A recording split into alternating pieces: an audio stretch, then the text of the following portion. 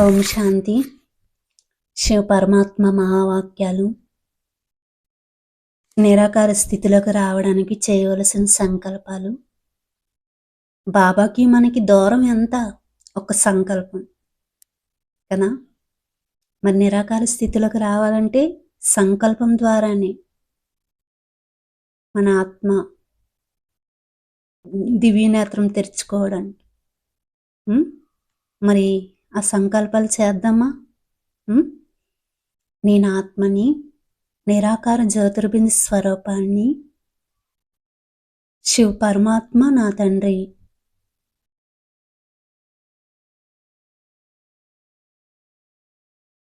ఇది మనసులో ఉండి అనుభవం చేసుకునే విషయం. అవ్యక్త స్థితిలో ఉండి ఆత్మని స్థితిలోకి రావాలంటే ఈ సంకల్పాలే. నేను ఆత్మని, శాంతి స్వరూపాన్ని, శివ పరమాత్మ నా తండ్రి. నేను ఆత్మని, శక్తి స్వరూపాన్ని, శివ పరమాత్మ నా తండ్రి. నేను ఆత్మని, జ్ఞాన స్వరూపాన్ని, శివ పరమాత్మ నా తండ్రి.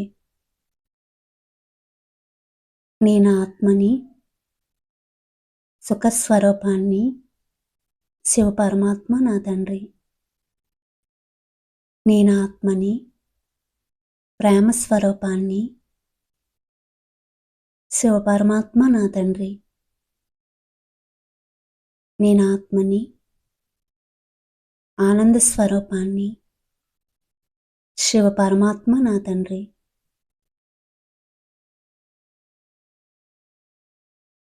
ఈ విధంగా మన మనసు బుద్ధిని పరమాత్మతో జోడించాలి.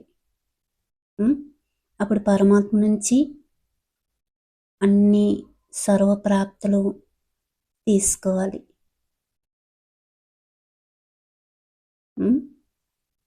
నేను ఆరోగ్యంగా ఉన్నాను. నేను పరమాత్మ యొక్క ఛత్రఛాయ కింద ఆరోగ్యంగా ఉన్నాను, సంతోషంగా ఉన్నాను, సుఖంగా ఉన్నాను, శక్తిశాలిగా అయ్యాను. ఇవన్నీ సంకల్పాలు పరమాత్మ యొక్క స్మృతిలో ఉండి చేస్తే ఆ సంకల్పాలు సిద్ధిస్తాయి. అంటే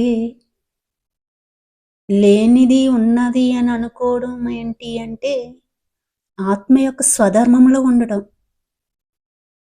ఆత్మ యొక్క స్వధర్మమే అది. ఆత్మ యొక్క స్వధర్మంలో ఉన్నామంటే అన్నీ మనకి ఉన్నట్టుగా కదా. అందుకే బాబా మనకి ఈ సంకల్పాలు ఇలా చేయమని చెప్పారు. అలానే మనం చేస్తే అవి సిద్ధిస్తాయి. మరి వాయుమండలాన్ని తయారు చేసే సంకల్పాలు. నేను ఆత్మని, శాంతి స్వరూపాన్ని, నాలో ఉన్న శాంతి యొక్క దివ్య కిరణాలు ఈ వాయుమండలం అంతా వ్యాపిస్తున్నాయి. నేను ఆత్మని, శక్తి స్వరూపాన్ని, నాలో ఉన్న శక్తి యొక్క దివ్య కిరణాలు ఈ వాయుమండలం అంతా వ్యాపిస్తున్నాయి. నేను ఆత్మని, పవిత్రత స్వరూపాన్ని, నాలో ఉన్న పవిత్రత యొక్క దివ్య కిరణాలు ఈ వాయుమండలం అంతా వ్యాపిస్తున్నాయి.